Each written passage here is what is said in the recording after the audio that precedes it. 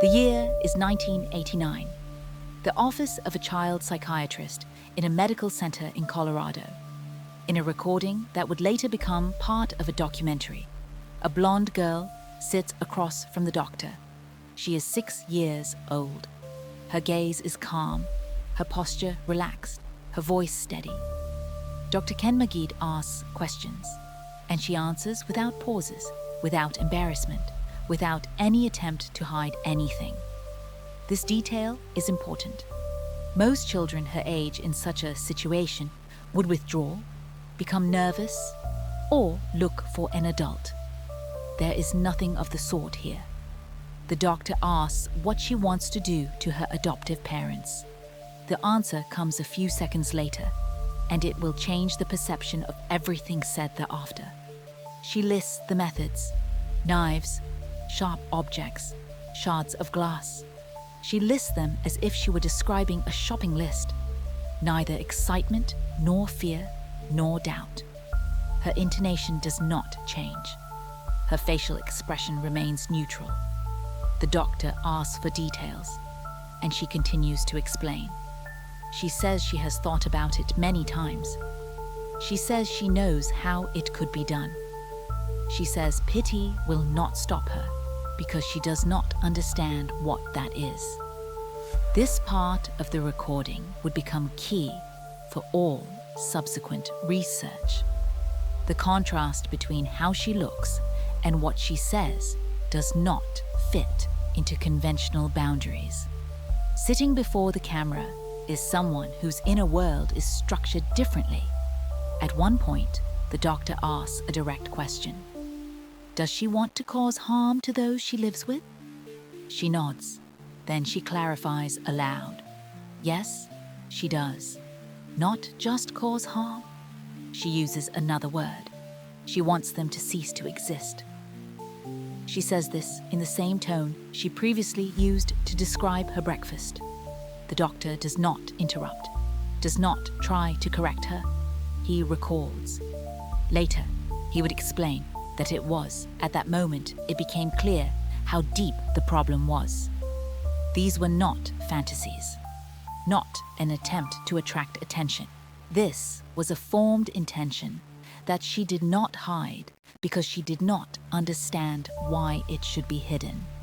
The recording lasts less than an hour, but its content goes far beyond a standard interview.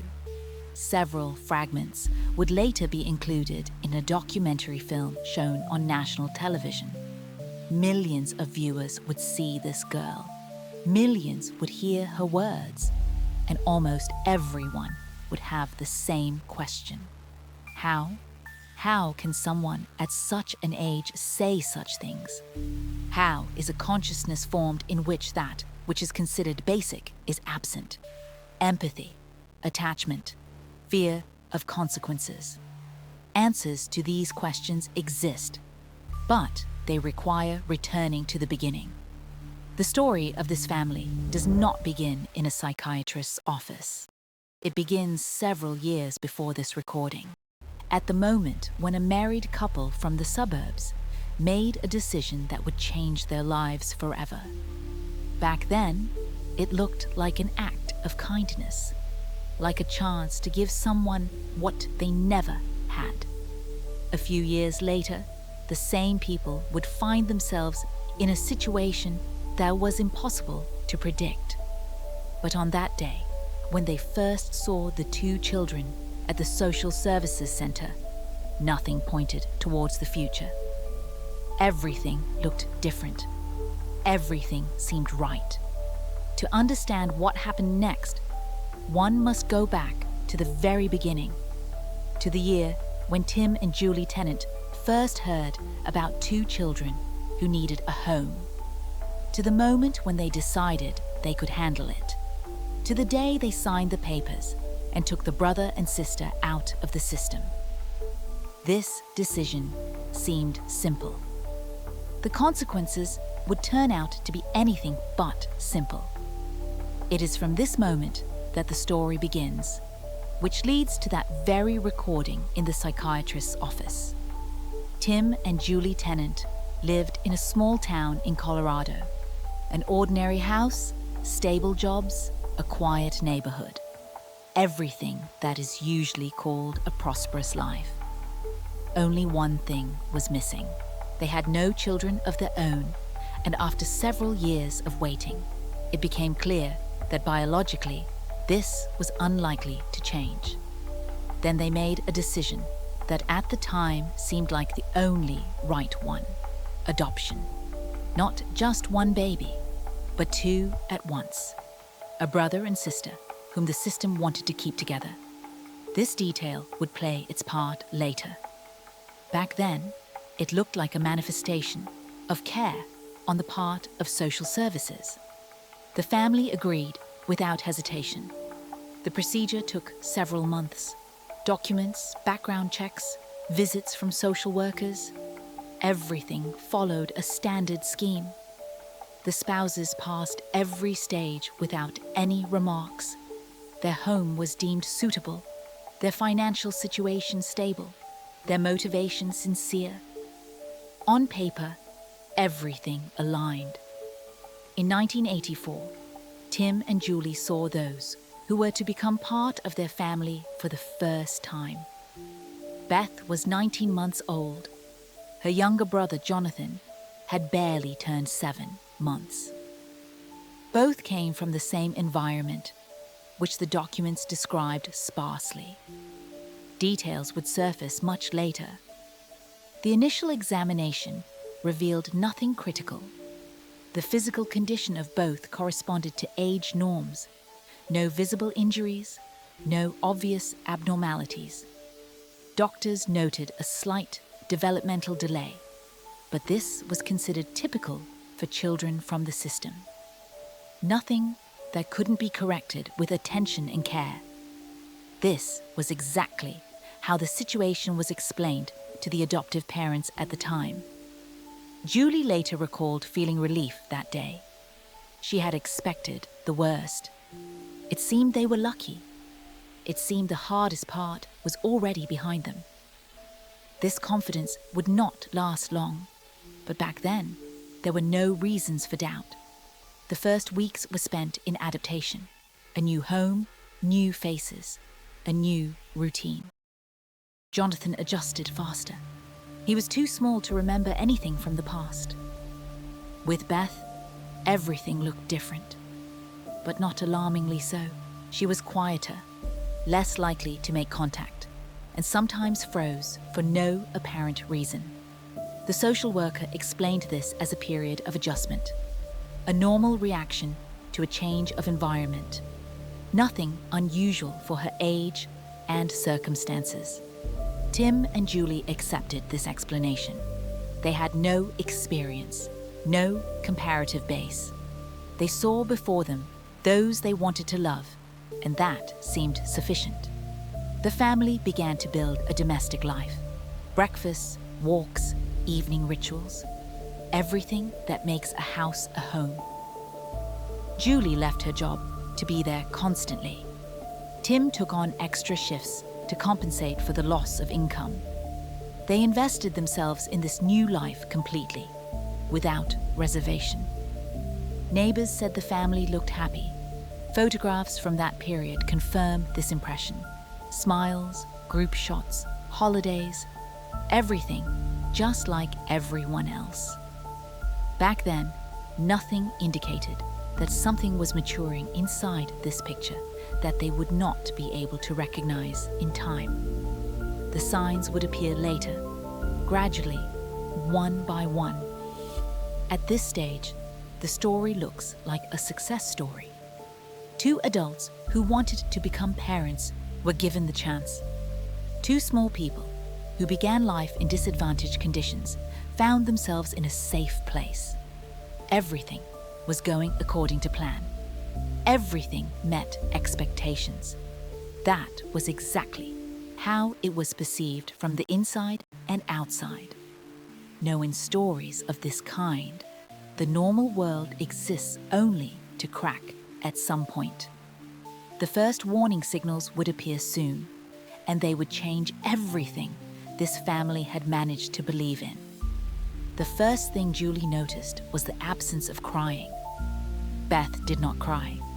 Not when she was hungry, not when she woke up at night, not when she fell. For 19 months of age, this seemed strange. Most children at this age use crying as the main tool of communication. Here, it was absent. Julie chalked it up to character. Perhaps just a calm temperament, perhaps a peculiarity. At the time, she did not yet understand that she was looking at a symptom, not a personality trait. This detail would become part of the general picture much later.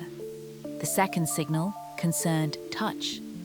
When Julie tried to pick Beth up, the girl did not reach out. She did not hug back. Her body remained rigid, tense, as if resisting contact. Eye contact was also difficult. Beth looked through, past to the side, almost never directly into the eyes. Julie tried different approaches. A soft voice, slow movements, patient waiting. Nothing changed. The reaction remained the same regardless of the situation. It was not a whim or tiredness. It was something persistent. The contrast with the younger brother made the situation even more noticeable. Jonathan acted differently. He reached for hands, sought warmth, was calmed by hugs. Everything considered normal for his age was present. With Beth, nothing of the sort happened. Two people from the same environment, with the same history, but completely different reactions. Julie began keeping notes. She recorded behavior, noted patterns. At the time, she did not know why she was doing it. She just felt that something was wrong. The pediatrician found no abnormalities during the routine checkup. Physically, everything was normal. Reflexes, motor skills, basic indicators. When Julie described her observations, the doctor suggested waiting. Adaptation happens differently for everyone. Some need more time. This explanation sounded reasonable, but did not alleviate the anxiety. Julie felt a gap between what the specialists were saying and what she saw every day. She spent hours with Beth, trying to establish a connection. The connection was not being established. The problem became more obvious with each passing week. What worked with Jonathan did not work with Beth. Hugs did not soothe. Lullabies did not help her sleep. The mother's presence did not create a sense of safety. Beth existed nearby, but not together. Physically, in the house, emotionally, somewhere else. Julie began reading books on child psychology. She looked for similar cases, tried to find an explanation. The answers she found were more frightening than the unknown. An understanding was forming that this was not about temperament or adaptation time. It was about something deeper, about a disruption of the bond that should form between a mother and an infant in the first months of life. This bond either never formed at all or was destroyed before Beth came to the new family. The reasons were yet to be determined. The consequences were already manifesting, and they were becoming increasingly alarming. Julie noticed the first hematoma by chance. She was changing Jonathan's clothes and saw a dark spot on his shoulder. She explained it to herself as an unlucky fall. At that age, it happens. A few days later, a second one appeared, then a third. Bruises appeared in places that are difficult to damage in an ordinary fall. The inside of the arm, the back, the thigh. Julie began to notice a pattern. The injuries did not appear every day, but regularly, and almost always after Jonathan had been left in the room with Beth. She asked directly. Beth answered immediately, without pause. He fell down himself. Her voice was steady, her gaze calm. No signs of agitation or an attempt to hide anything. Julie wanted to believe her. She wanted to find a logical explanation, but the nature of the injuries did not match the version of a fall. A bruise on the inner side of the forearm does not come from hitting the floor. An abrasion on the back does not occur from losing balance. The details did not add up into a coherent picture. This discrepancy became increasingly obvious with each new instance. Julie began to observe more closely. She tried not to leave them alone for long. She would enter the room without warning. Several times she caught strange scenes. Beth was standing next to her brother, but doing nothing, just watching. Her presence near him, at the moments when new marks appeared, stopped seeming like a coincidence. Tim was skeptical at first. It was difficult for him to accept the thought that someone at such an age was capable of intentional harm.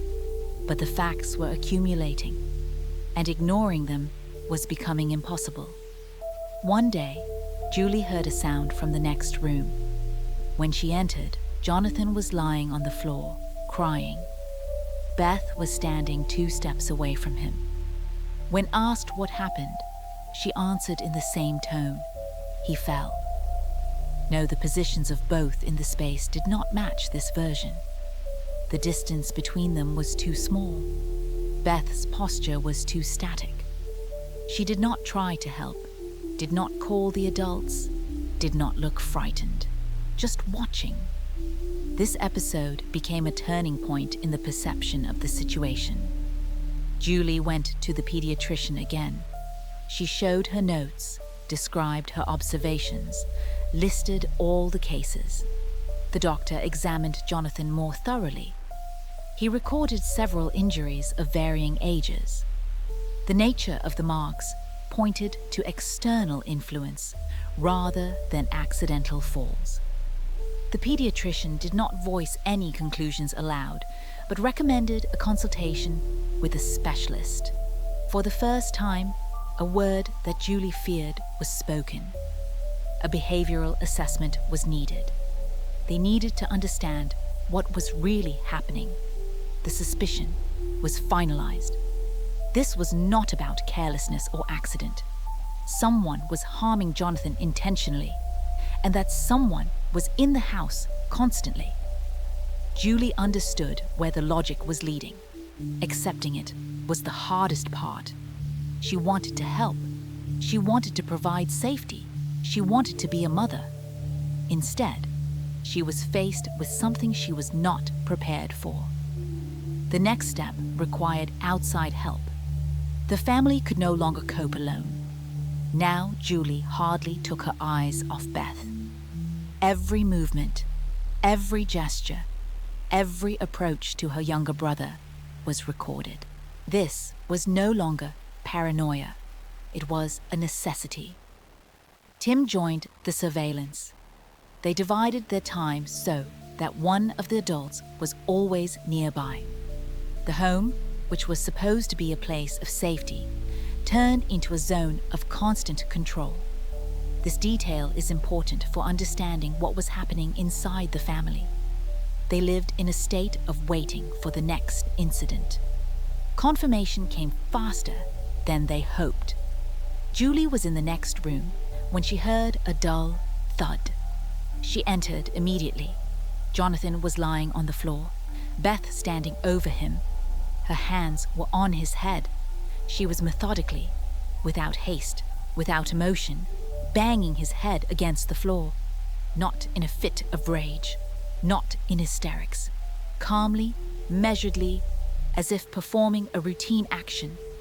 Julie screamed. Beth stopped, looked up, and stepped aside.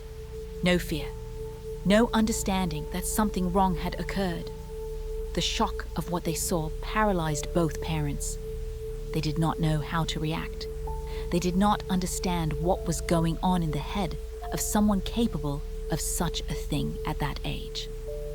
Tim later recalled that at that moment, he was truly frightened for the first time. Not for himself, for Jonathan, for what could have happened if Julie had entered a minute later. This fear never let go. It became part of the daily life, the background of every decision, every action inside the house. They tried to talk to Beth. They asked why she was doing it. No answer followed, not because she refused to speak. She simply did not understand the question. For her, there was nothing in what had occurred that required explanation. This lack of understanding was more frightening than the act itself. Standing before them was someone whose internal logic worked by different rules. Rules that they could neither understand nor change on their own. The systematic nature of it became obvious. This was not a one-time breakdown. It was not an accidental outburst. Similar things were happening regularly. It was just that previously they had gone unnoticed. Now, when attention was focused, the picture was formed by a multitude of episodes. Each one individually might have seemed like an oddity. Together, they formed a persistent pattern of behavior.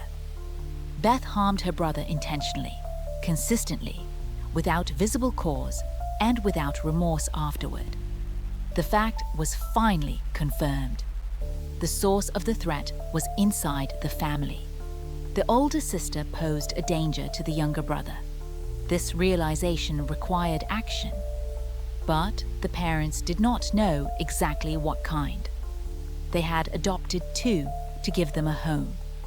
Now one of the two was threatening the safety of the other.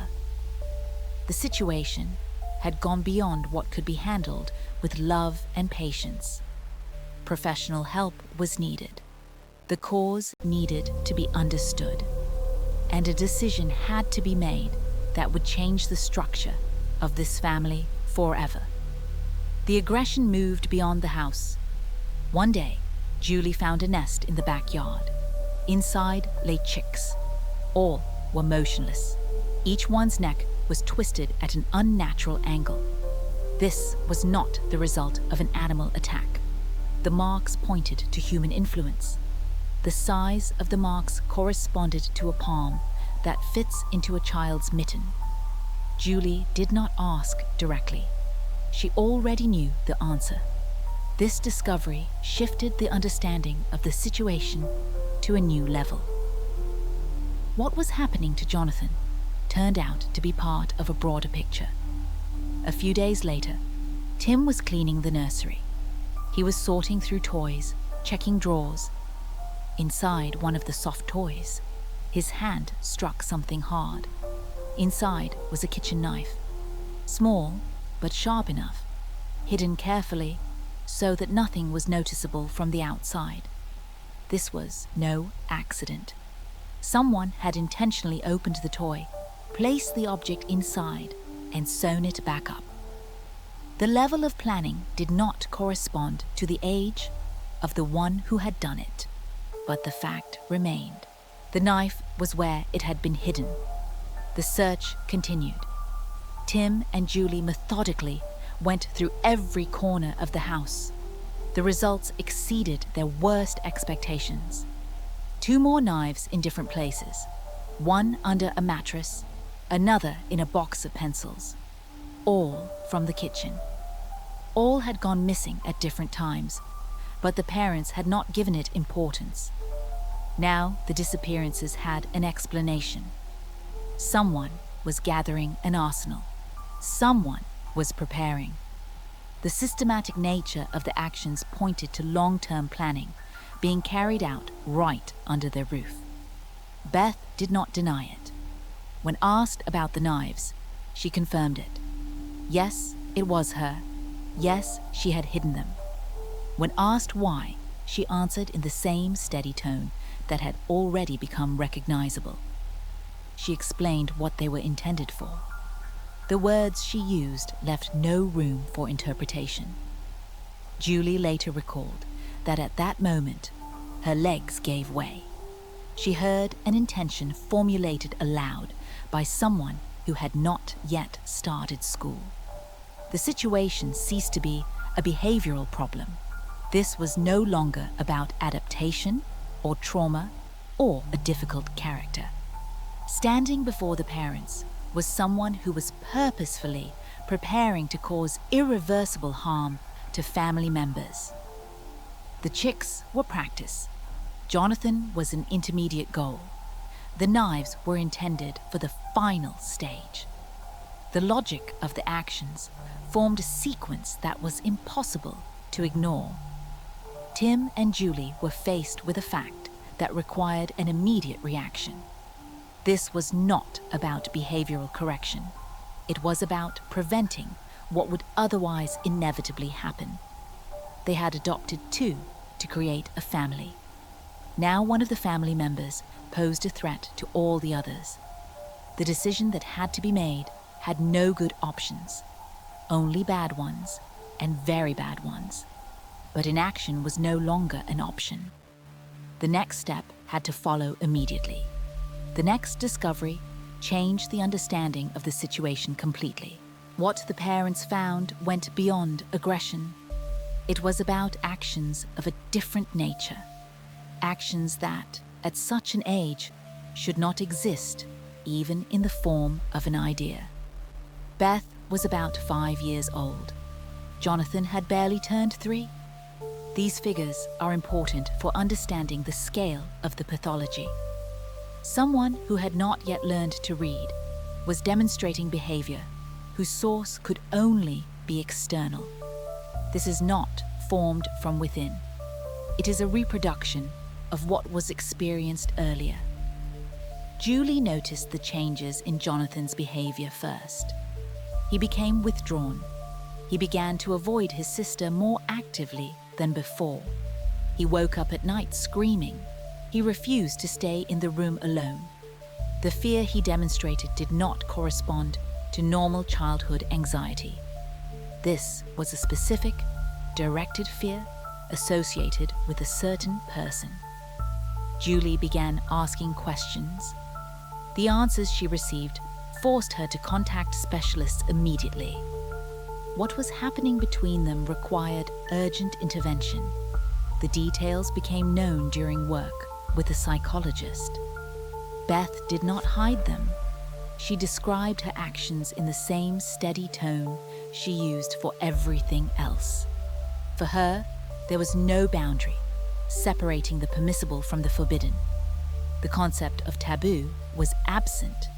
She was reproducing what she knew, not understanding why it caused such a reaction in adults.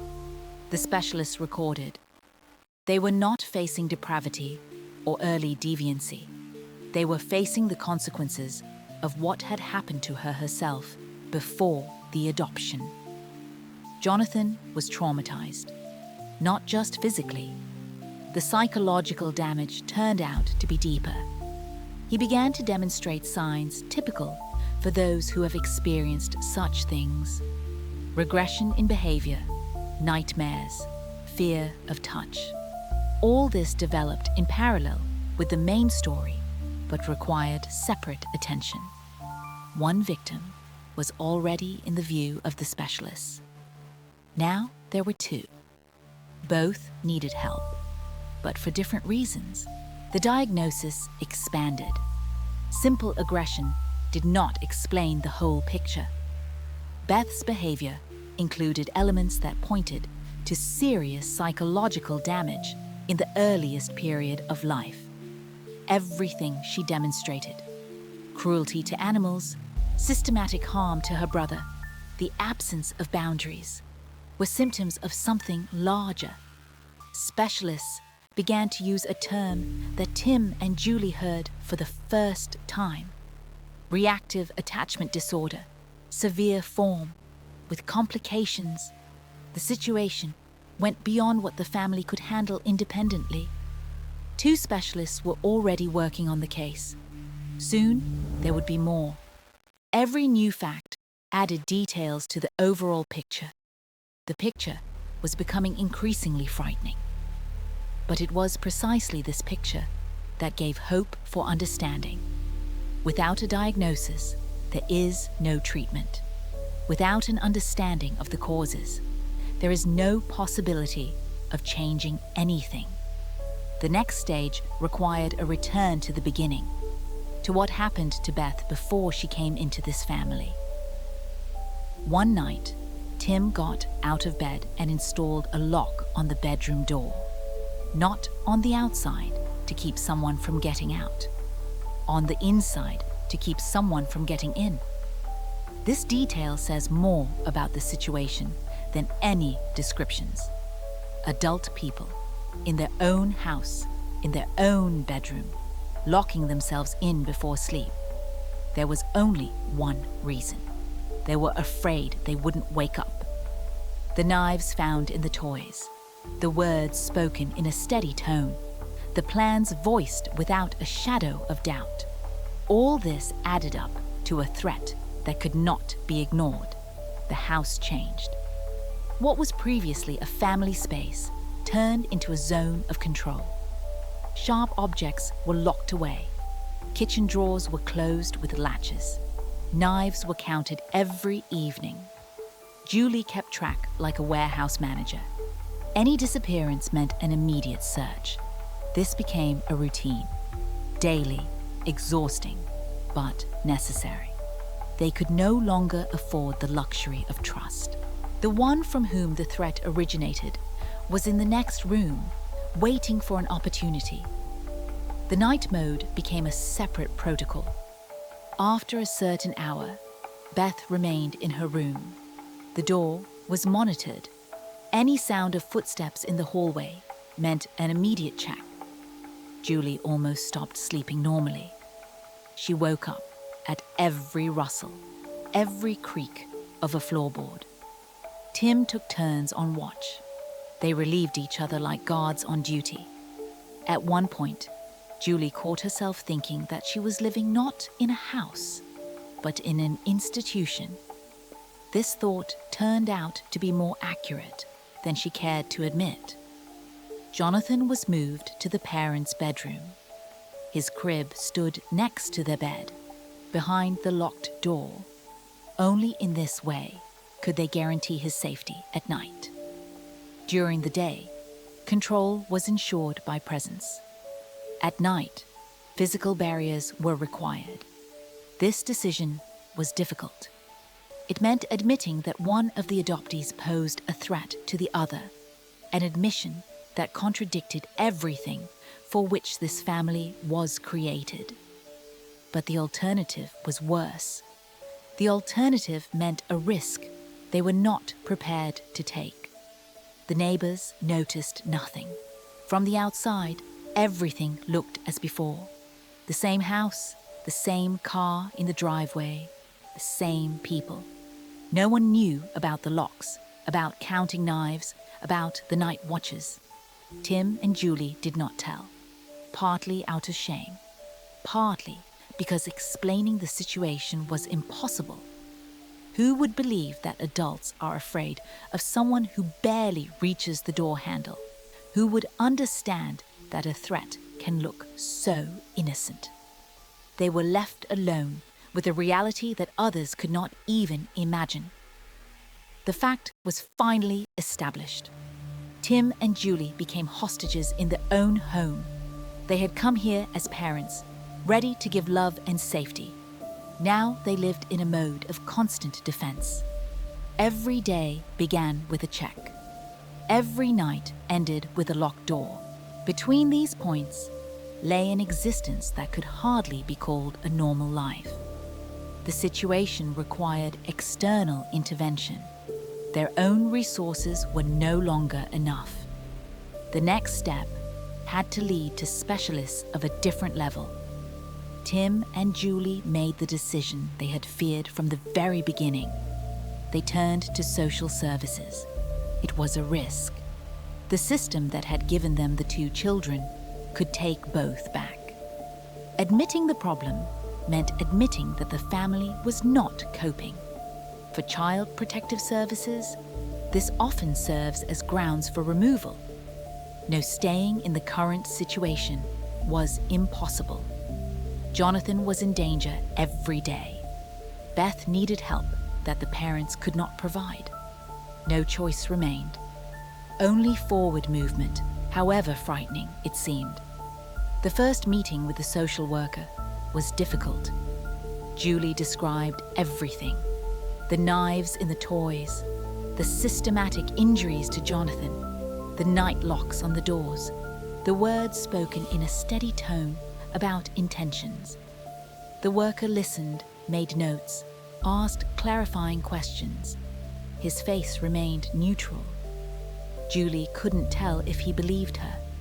The story sounded incredible even to her, though she lived every day of this nightmare.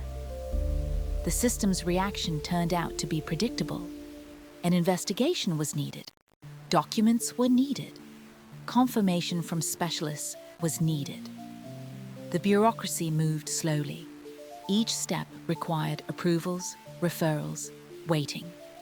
Tim and Julie continued to live in a state of siege while the system processed their request. The first doctors treated the stories with noticeable skepticism. Such an age and such behavior did not fit into standard concepts. One pediatrician suggested the parents were exaggerating. Another recommended family therapy, as if the problem lay in communication. These reactions were no less exhausting than the situation at home itself. The turning point came after Julie provided her notes. Months of observations, dates of incidents, photographs of Jonathan's injuries. The documentation turned out to be detailed enough to warrant serious attention. One of the specialists finally said what the parents had been waiting for. This requires a psychiatric evaluation, not family therapy, not pedagogical correction, a full examination with the participation of specialized experts. The case moved to the next level. For the first time in a long while, there was a sense of movement. The evaluation took several weeks. Tests, observations, interviews. Beth went through the procedures without resistance. She answered questions as calmly as she answered her parents, without fear, without trying to hide, without understanding that her words could have consequences. Specialists recorded every detail. The picture that emerged confirmed Tim and Julie's worst fears. No, it also gave direction. A name appeared for what was happening. An address appeared for where to go next. The conclusion contained a recommendation. The family needed a specialist in attachment disorders, not an ordinary psychologist, not a family consultant.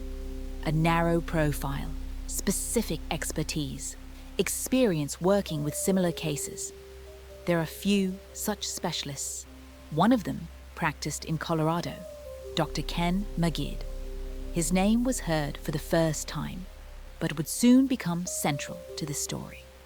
It was he who would conduct the very interview that would be included in the documentary film. The path to his office began with this referral. The first thing the specialist did was rule out the obvious: autism, schizophrenia, organic brain damage. The standard protocol for such cases requires filtering out physiological causes. The MRI showed no anomalies. Neurological tests were normal. Cognitive abilities corresponded to age, and in some places even exceeded it. Beth was not mentally retarded. She did not suffer from a tumor or head injury. Her brain functioned normally from a structural point of view. The problem lay in a different plane. This understanding did not come immediately, but it changed the direction of the search. Autism was the first to be ruled out. Beth demonstrated a social awareness that is incompatible with this diagnosis. She understood the emotions of other people. Moreover, she knew how to manipulate them.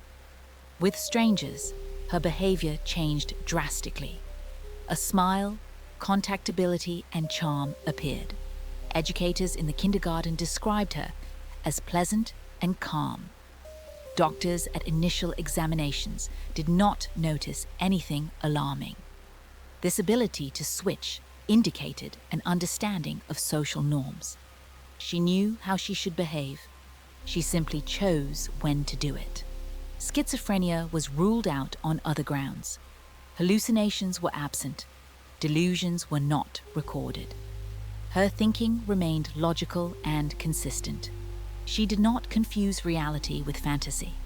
On the contrary, her perception of reality was frighteningly accurate. She understood what she was doing. She understood the consequences. She simply did not experience what should stop her. Neither fear of punishment nor sympathy for those to whom she caused harm. These emotions were either absent initially or were suppressed by something so powerful that they ceased to function. The differential diagnosis continued. Specialists analyzed every aspect of her behavior. Manipulativeness manifested consistently. Beth quickly identified what was expected of her and provided the necessary reaction. One model with her parents, another with doctors, a third with peers. This flexibility was not a sign of healthy adaptation. It was a survival tool honed to perfection. Someone had taught her that trust was impossible. Someone had shown her that adults are dangerous, and she had learned that lesson all too well. The focus shifted to her early history. Everything pointed to trauma in the first months of life, the period when the basic attachment is formed, the period when the ability to trust, to feel safety, to perceive care as a norm is laid down. Something happened precisely then, something destructive enough to damage the foundation. Documents from the foster care system contained little information. What little was known began to form a picture. The biological family, living conditions, events before the removal. The false diagnoses were filtered out. What remained was a direction that required deep study. Reactive attachment disorder, a term that united all observed symptoms into a single system. The inability to form emotional bonds, absence of empathy, superficial charm combined with manipulative behavior, cruelty without remorse. All this fit the clinical picture of a disorder caused by early deprivation. The next step required a return to the sources, to what happened before the adoption, to the biological family, and the conditions that created this pathology.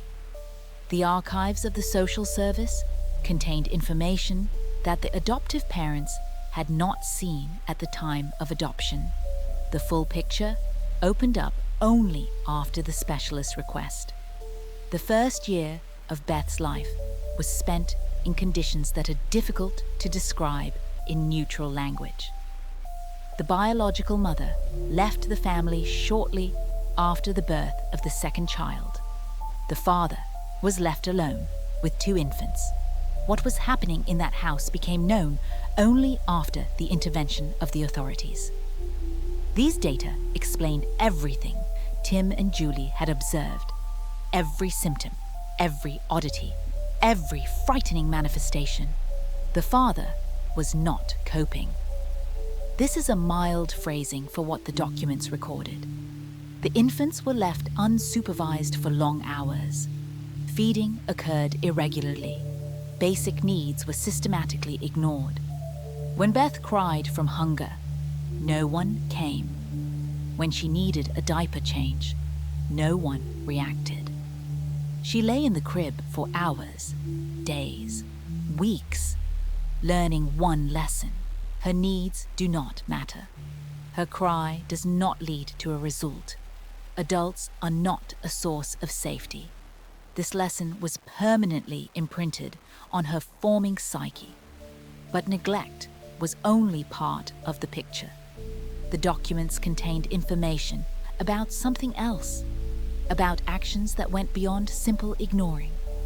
The father used both infants to satisfy his own needs. The nature of these actions was recorded in medical reports, compiled after the removal. The age of the victims at the time it began was measured in months. Beth was not yet a year old when it started. Her brother was even younger. The scale of the damage inflicted during this period cannot be overestimated. This is not just trauma. This is the destruction of the foundations. Specialists explained the mechanism. Basic attachment is formed in the first months of life. An infant learns that the world is safe, that their needs will be met, and that adults provide protection. This experience creates the foundation for all subsequent development. Empathy, trust, and the ability to love are all built on this foundation. When an infant receives pain and neglect instead of care, the foundation does not form, or it forms differently. The world becomes a hostile place. People become a threat. The only survival strategy is control and attack. Beth internalized exactly this model. Her brain adapted to the environment in which she existed. The adaptation proved successful from the perspective of survival. She survived. But the price of this adaptation was the loss of the ability to form normal human bonds. What Tim and Julie perceived as cruelty was a defense mechanism. What looked like a lack of empathy was the result of an experience in which empathy meant vulnerability. She learned not to feel because feeling was too painful. The diagnosis received justification. Reactive attachment disorder, a severe form caused by early deprivation and trauma. The cause and effect relationship was established.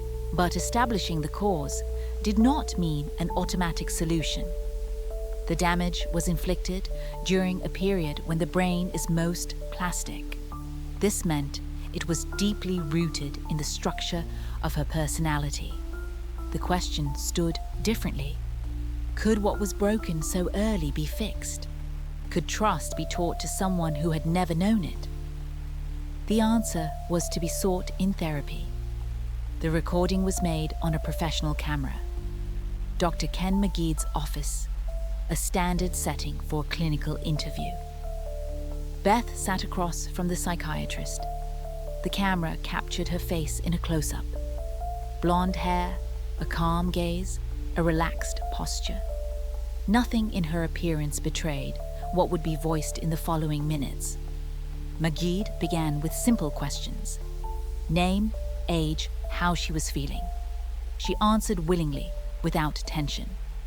Contact was established quickly. Too quickly for someone supposedly incapable of forming bonds.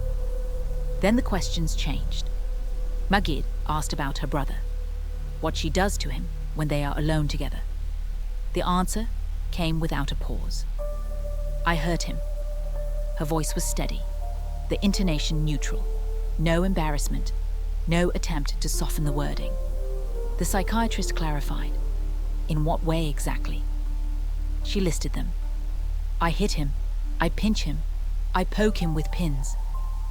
Each word was pronounced in the same tone others used to describe breakfast. Magid asked why. The answer was even more frightening. Because I like it. The camera continued to record. Beth's face remained calm throughout the entire conversation. Not a shadow of guilt, not a glimmer of understanding that her words were abnormal. Magid asked question after question, and each answer confirmed the clinical picture. She knew she was causing suffering. She understood that it was painful, and she derived pleasure from it. The connection between someone else's pain and her own satisfaction had formed where empathy should have been. This was not cruelty in the usual sense. This was a substitution. Magid moved on to questions about her parents, Tim and Julie, the people who took her out of the system, gave her a home, and tried to give her love. What did she want to do to them? The answer sounded just as calm as everything else. She wanted to eliminate them. She used specific words. She described the methods, the knives she hid, the plans she made. All of this was laid out without emotion, like a to-do list for the day. The psychiatrist did not interrupt. He recorded. Every word became part of the conclusion. After the interview, Magid formulated his findings: a complete lack of empathy, an inability to feel remorse, pleasure from inflicting suffering, a formed intention to eliminate those who cared for her. Each point individually was alarming. Together, they formed a picture requiring immediate measures. The risk to those around her was assessed as critical. The question was not whether a tragedy would happen. The question was exactly when it would happen if nothing changed. The recording of this interview would later be included in a documentary. Millions of viewers would see that face and hear those words. But at that moment, the audience consisted of one person, a psychiatrist who understood that he was facing a case requiring extraordinary decisions. Ordinary therapy would not work here. Ordinary methods were not applicable. An approach was needed that most colleagues would consider controversial. An intervention was needed that would radically change the life of this family. The decision regarding the next step was already forming. Magid re-watched the recording several times. Each viewing confirmed the initial impression. The moment Beth described her plans regarding her adoptive parents contained not a single sign of emotional tension. No rapid breathing, no averted gaze, no pauses for thought. She spoke of the intention to eliminate the people who cared for her, in the same tone she would use to describe the walk to school. This calmness was in itself a diagnostic sign. Normality presupposes anxiety when discussing such topics. Here, anxiety was absent. The words required comparison with the facts. Magid received information about the findings in the house: knives in stuffed toys, knives under the mattress, knives in pencil boxes, systematic collection of sharp objects over an indefinite period. This was not impulsive behavior. This was preparation. The gap between words and actions often points to fantasies. Here, there was no gap. She spoke of knives, and the knives existed. She described plans, and the plans had material evidence. The psychiatrist conducted additional analysis. Children of this age are capable of fantasizing about violence. This is part of normal development, a way of processing fears and aggression. But fantasies remain fantasies. They are not accompanied by preparation. They do not include the collection of weapons. They do not demonstrate consistent planning. What Beth was doing went beyond the limits of imagination. She was moving toward a goal methodically, step by step. The only thing stopping her was the physical limitations of her age and the constant control of her parents. Magid's colleagues studied the materials independently. The conclusions coincided. The clinical picture pointed to an emerging personality disorder on the antisocial spectrum. The term sociopath is used cautiously in professional circles, especially regarding children. The personality is still forming. The diagnosis may change.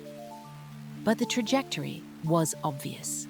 Without intervention, Beth was moving toward becoming an adult without a conscience, without empathy, and without internal constraints. A person for whom other people are objects, not subjects. The specialists agreed on the risk assessment. Leaving Beth in the family without changing the conditions meant endangering all members of that family. She was already hurting her brother systematically. She was already preparing weapons for her parents. The next step in this sequence was predictable. The question was not whether she was capable of realizing her intentions. The question was when the opportunity would arise and whether she would have enough physical strength. Both parameters changed with every month of growing up. The verdict took shape. Beth represented a case of emerging sociopathy against a background of severe reactive attachment disorder, a rare combination requiring rare measures. Standard protocols did not work here. Outpatient therapy could not ensure the safety of those around her. A solution was needed that would radically change the structure of the family.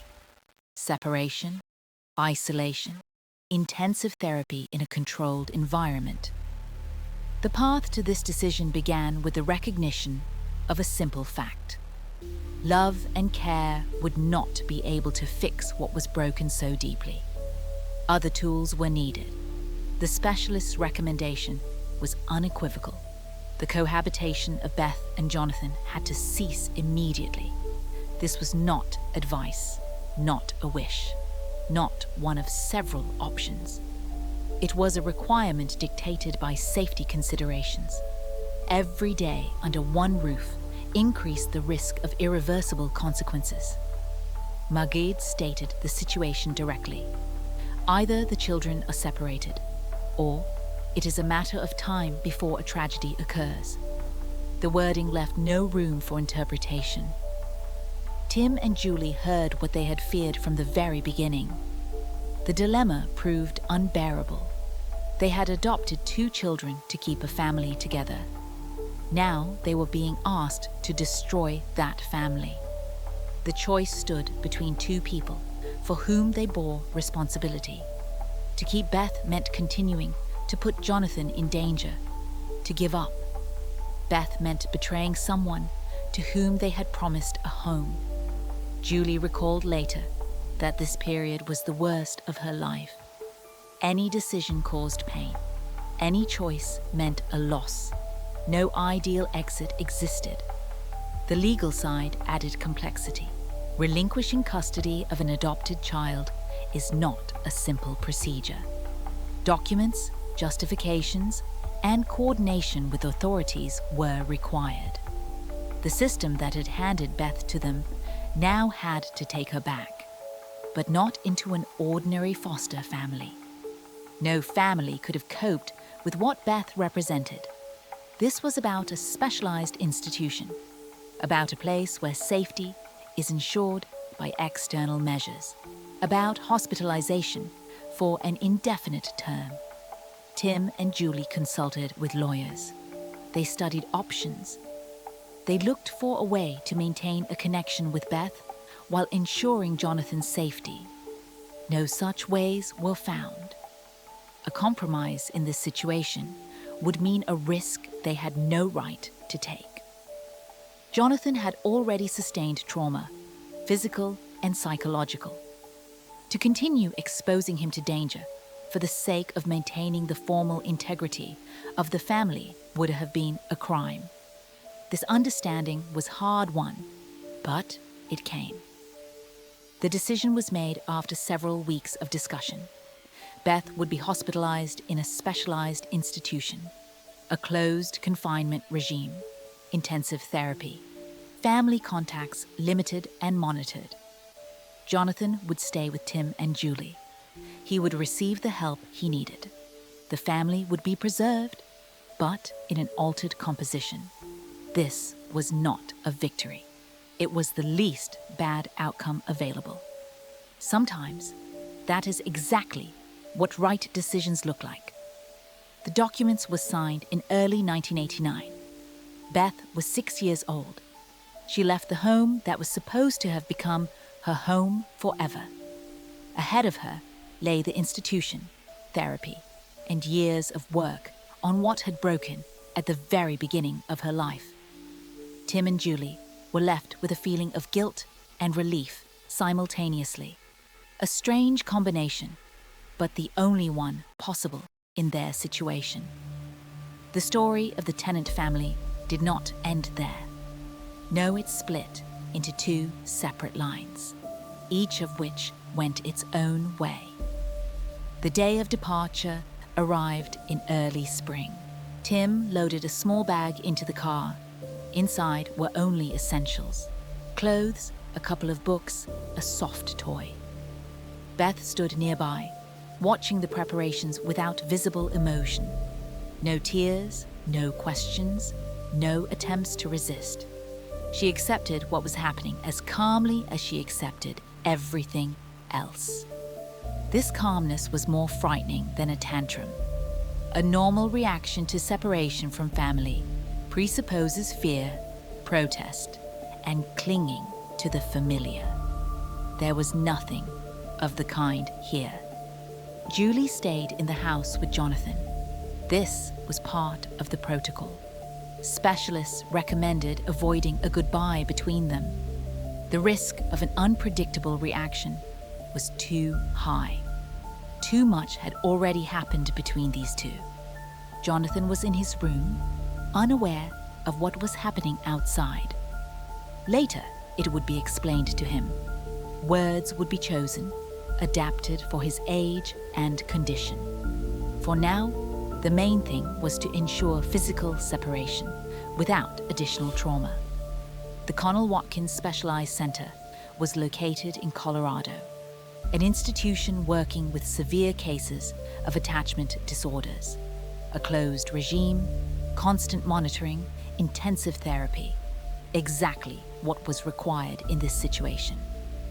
Tim drove Beth in silence. Conversation didn't flow. And what is there to talk about with someone who planned your elimination? This thought did not let go the whole way. The person in the back seat looked ordinary, but the contents of that head were anything but ordinary. The handover proceeded according to established protocol. Documents, signatures, formalities. The center staff acted professionally, without unnecessary emotion. They had seen similar cases before. For them, it was a job. For Tim, it was a moment he would remember all his life. He watched as Beth walked down the corridor, accompanied by a staff member. She did not look back. She did not wave. She just walked forward as if heading for an ordinary stroll. The door closed. The connection was broken. The road back seemed longer. Tim was returning to a house that would finally become safe. The locks on the bedroom could be removed. The knives would return to the kitchen. The night watches would end. No relief was mixed with something else, with a sense of defeat. They had wanted to give a family to someone who didn't have one. Instead, they had encountered something that proved stronger than their love and patience. Not every problem can be solved with care. This lesson was dearly bought. Julie met him at the door. Her eyes were red, her hands trembling. She hadn't gone because she wouldn't have been able to endure it. But the waiting proved no easier. Jonathan was playing in the next room, not understanding the magnitude of what had happened. For him, life continued. The threat hanging over this house had physically disappeared. Now they had to deal with its consequences. Therapy for Jonathan, recovery for the parents. A long road towards something resembling a normal life. The first step on that road had been taken. The method used at the Connell Watkins Center caused controversy in the professional community. Holding therapy, a technique of forced restraint aimed at recreating the infant experience of attachment. The therapist physically holds the patient, provoking a regression to early stages of development. The idea is to go through the stage that was disrupted once again, to provide the experience of safe contact to someone who never had it. The method is harsh, sometimes painful. But for cases like Beth's, Standard approaches did not work. Something radical was required. The first sessions were difficult. Beth resisted physically. She was not used to being held. She did not know safe embraces. Any contact was perceived as a threat. The therapist, Connell Watkins, continued methodically, session after session. The holding lasted for hours. Beth screamed, struggled, tried to bite. The defense mechanisms built over years of survival did not surrender easily. They protected her from pain, but simultaneously blocked everything else. Empathy, attachment, the ability to trust. To get to those, the walls had to be broken down first. The breakthrough did not happen immediately. Weeks turned into months. Gradually, the resistance began to weaken. The screams became quieter, the struggling less violent. Then something appeared that hadn't been there before. Tears. Real, uncontrollable tears coming from somewhere deep inside. Beth cried for the first time in the entire period of observation. Not manipulatively, not to achieve a goal. She just cried, as those in pain cry. The therapists recorded this moment as critical. The defense had cracked. Access was gained to what had been locked inside. Anger and tears were followed by something even more significant. Beth began to talk about her feelings, not to describe actions, but to name emotions: fear, pain, loneliness, words that previously were not in her lexicon regarding herself. She began to understand that others feel too, that her actions caused suffering. This connection between her own pain and the pain of others formed slowly, but it was forming. Empathy, absent since birth, began to break through the damaged psyche. The process took years, not months, not seasons. Years of intensive work, daily sessions, and constant monitoring. Results appeared gradually. Beth learned to recognize emotions on the faces of other people. She learned to correlate her actions with their consequences. She began to form attachments to the therapists who worked with her. This was not a complete healing. The damage inflicted in the first year of life is never completely erased. But the trajectory had changed. She was no longer moving toward becoming a predator without a conscience. Specialists assessed the result as a partial restoration of the capacity for attachment, a cautious formulation reflecting reality. Beth would never become completely neurotypical. The scars would remain forever, but she gained a chance for a life different from the one she had been moving toward. A life without prison, without victims, without realized plans of elimination. Therapy did what the love of her adoptive parents could not. It gave her the tools for change. How Beth would use them now depended on her alone. The year 1989. A blonde girl describes methods for eliminating her parents in a steady voice. The year 2016. The same woman works as a nurse in a children's ward of a hospital. The contrast between these 2 points seems impossible, but it is real.